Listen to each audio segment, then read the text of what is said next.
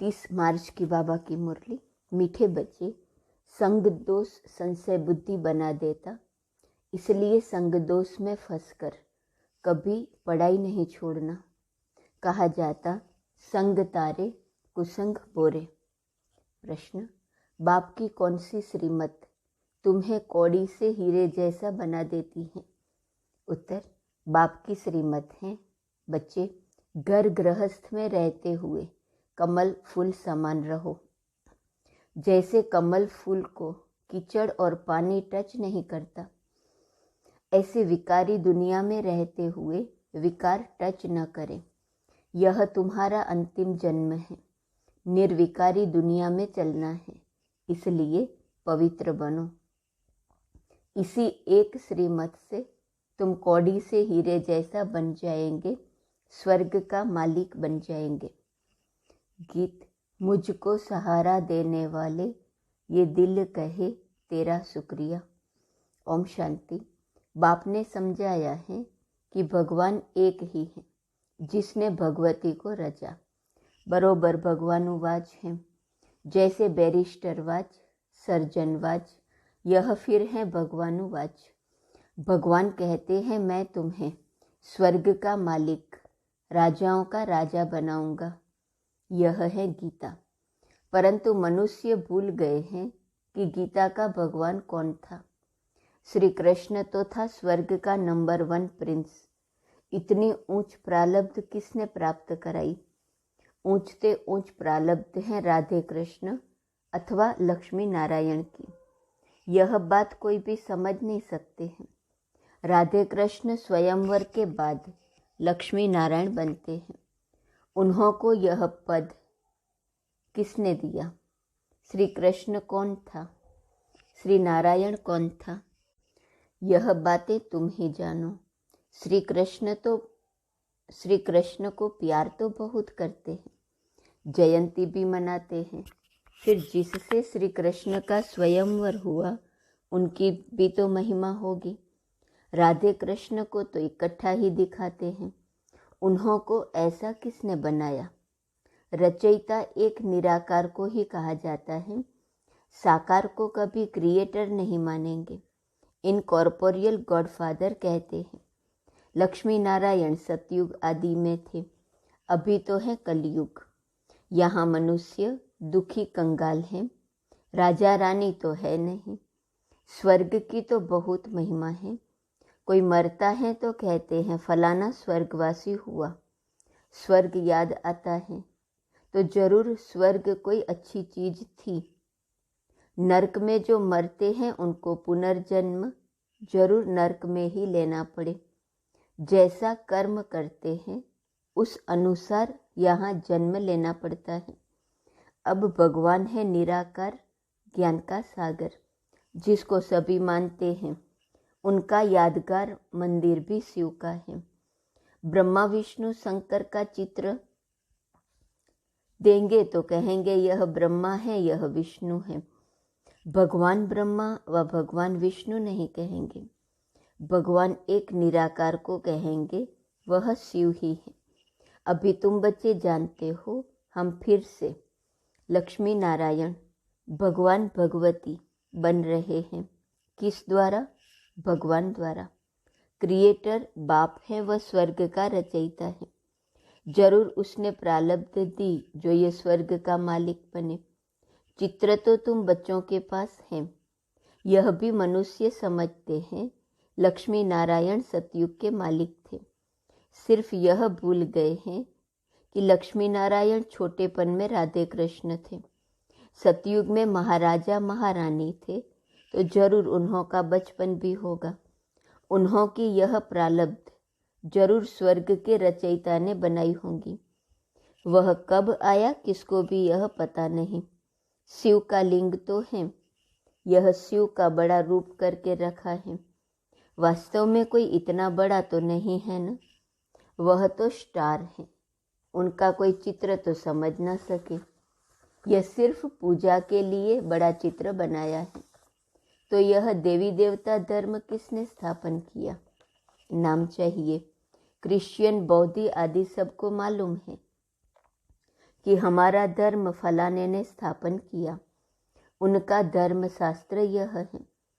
पहले पहले मुख्य बात ही यह है, इसलिए बाबा चित्र बनवाते हैं, समझाने के लिए ही बनवाते हैं। आगे वाले चित्रों में कोई लिखत थोड़े ही थी। यह तो समझाया है स्वर्ग का रचयिता है परमपिता परमात्मा, स्वर्ग में है सदा सुख। क्या इतने सब मनुष्य वहाँ होंगे? झाड़ पहले छोटा होता है फिर बढ़ता जाता है। स्वर्ग में बहुत थोड़े होंगे, नरक में बहुत हैं। स्वर्ग में सिर्फ देवी देवताओं की राजधानी थी, यह और कोई नहीं जानते। पूछना चाहिए यह सृष्टि का चक्र कैसे फिरता है। 5000 वर्ष पहले बरोबर यहाँ लक्ष्मी नारायण का राज्य था, उसको स्वर्ग कहा जाता था। वह पास्ट हो गया। नई दुनिया जो थी वह अब पुरानी नरक हो गई है। अच्छा, फिर क्या होगा? फिर स्वर्ग आएगा। भक्त याद करते हैं स्वर्ग व मुक्तिधाम को। क्यों याद करते हैं? क्योंकि यहाँ दुखी है। स्वर्ग में तो सदैव सुख होता है। बाप थोड़े ही बच्चों को रचकर दुखी बनाएंगे, यह तो हो नहीं सकता। तुम जानते हो सतयुग से त्रेता द्वापर कलयुग होना है।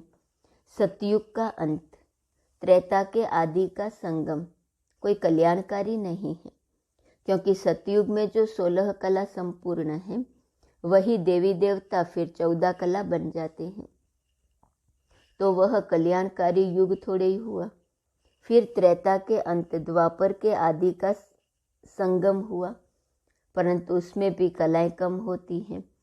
सतो प्रधान से सतो रजो तमो में गिरते हैं।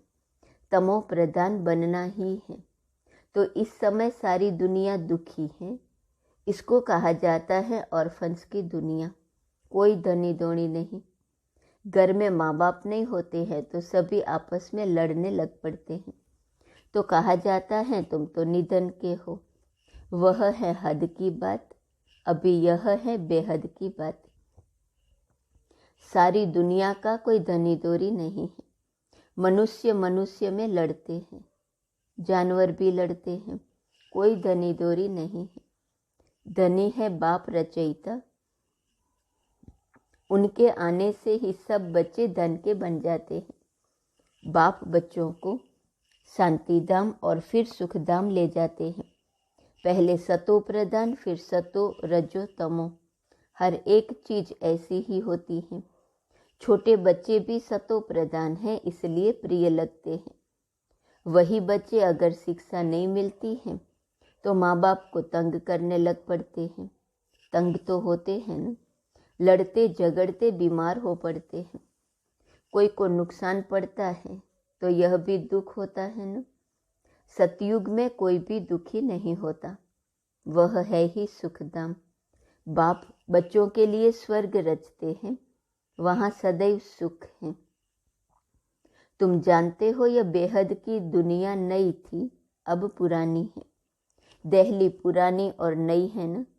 पुरानी अलग है, नई अलग है। नई दिल्ली कितनी अच्छी देखने में आती है। ऐसे नहीं कि पुराने को कोई उड़ा देंगे, फिर रहेंगे कहाँ। यहाँ नई पुरानी दोनों है। फिर ये पुरानी टूट करके नई बनेंगी, जिसको ही स्वर्ग कहा जाता है। दिल्ली को ही परिस्तान कहते हैं। इस समय है कब्रिस्तान। सतयुग में लक्ष्मी नारायण का राज्य था। दिल्ली परिस्तान थी, स्वर्ग थी, अब नरक है। बाप खुद स्वर्ग का मालिक नहीं बनते हैं, बच्चों को बनाते हैं। तुम कहते हो बाबा हमको फिर से स्वर्ग का मालिक बना रहे हैं। इतने सब निश्चय बुद्धि है तो देखकर निश्चय बुद्धि बनना चाहिए। कोई लंदन देखकर आवे और वर्णन करे तो ऐसे थोड़े ही कहेंगे कि हम जब देखे तब माने। यहाँ तो इतने सब बच्चे कहते हैं हमको भगवान पढ़ाते हैं, तो झूठ तो नहीं बोल सकते, परंतु भाग्य में नहीं होगा तो बुद्धि में बैठेगा नहीं। बाप कहते हैं इसमें छोड़ना कुछ भी नहीं है। यह है अंतिम जन्म। गृहस्थ व्यवहार में रहते कमल फूल समान पवित्र रहना है। यह है मृत्युलोक, वह है अमरलोक। गाया जाता है संपूर्ण निर्विकारी दुनिया, वहाँ विकार होता नहीं, तो मानना चाहिए न। बरोबर देवताओं की महिमा भी करते हैं सर्वगुण संपन्न, वह था ही वाइसलेस वर्ल्ड। अच्छा, बच्चे तो पैदा होते होंगे, जरूर कोई युक्ति होगी, विकार से नहीं होते। वहाँ यह पॉइजन होता नहीं। यहाँ है संपूर्ण विकारी, वहाँ है संपूर्ण पावन। यथा राजा रानी तथा प्रजा, इसमें तुमको संशय क्यों पड़ता है? वहाँ की जो रस्म रिवाज होंगी उसी अनुसार बच्चे पैदा होंगे, वहाँ विकार होता नहीं। यह नेचर इस मृत्यु लोक का है, वहाँ तो कोई दुख देते नहीं। जानवर भी एक दो को दुख नहीं देते, वह भी ऐसे ही पैदा होंगे। अब तुमको चाहिए क्या?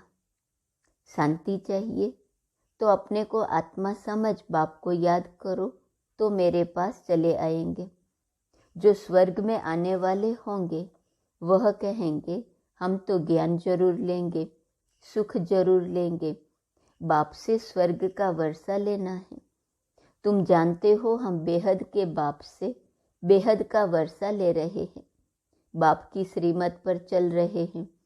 चलते चलते फिर कहाँ उल्टा सुल्टा तूफान आता है तो निश्चय टूट पड़ता है, माया से हार खा लेते हैं। बाप कहते हैं कल्प पहले भी ऐसे वर्षा लेते लेते हार खा ली थी, विकार में फंस गया था। गाया भी हुआ है संग तारे कुसंग बोरे, यह है सत्य का संग। उनकी श्रीमत पर चलने से हम नई दुनिया में आ जाएंगे। निश्चय में संशय आ जाता है तो वर्षा मिल न सके। ऐसे बहुतों को निश्चय होते होते फिर संशय बुद्धि हो जाते हैं।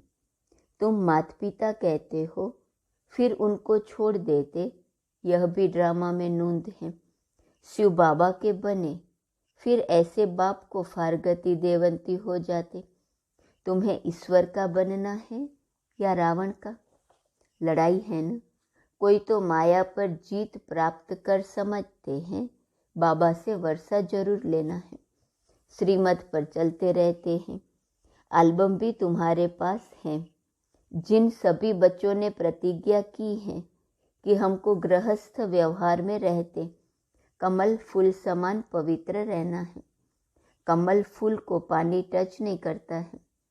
तुमको विकारी दुनिया में रहते हुए विकार में नहीं जाना है। यह है तुम्हारा अंतिम जन्म। अपने को निर्विकारी बनाने से तुम निर्विकारी दुनिया में चले जाएंगे। पवित्र बनना तो बहुत अच्छा है। बाप कहते हैं कि मेरे द्वारा तुम पवित्र बनेंगे तो स्वर्ग पवित्र दुनिया का मालिक बनेंगे। पतित दुनिया अब विनाश होनी है। कितना सहज समझाते हैं। ब्रह्मा द्वारा स्वर्ग की स्थापना सो तो हो रही है, बाकी सब हिसाब किताब चुकतू कर मुक्ति धाम चले जाएंगे। सतयुग में तुमको सच्चा सुख मिलता है। वैकुंठ का नाम तो मशहूर है, बरोबर लक्ष्मी नारायण का राज्य था। मनुष्यों को तो कुछ भी पता नहीं है। सन्यासी खुद निर्विकारी बनते हैं तो विकारी लोग उनकी पूजा करते हैं। विकारी आत्मा बनती है, परमात्मा नहीं। वह समझते हैं हम निर्विकारी बन परमात्मा बन जाते हैं। तो भी दो चीज तो है ना, आत्मा और परमात्मा। विकारी को तो परमात्मा नहीं कहा जाता। वह समझते हैं हम निर्विकारी बन परमात्मा बन जाएंगे। बाप कहते हैं ऐसे तो हो नहीं सकता, कोई भी मिल नहीं सकता। मैं आकर सबको वापिस ले जाऊंगा। निशानी भी है महाभारी लड़ाई। बच्चों को राजयोग सिखा रहा हूँ।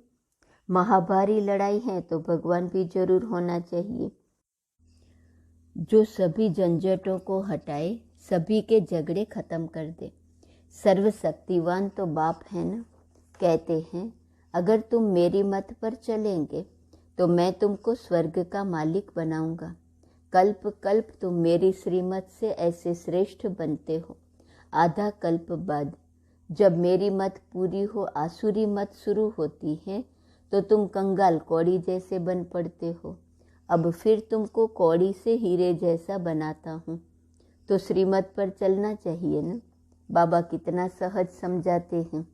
अच्छा, मीठे मीठे सिकीलदे बच्चों प्रति माता पिता बाप दादा का याद, प्यार और गुड मॉर्निंग।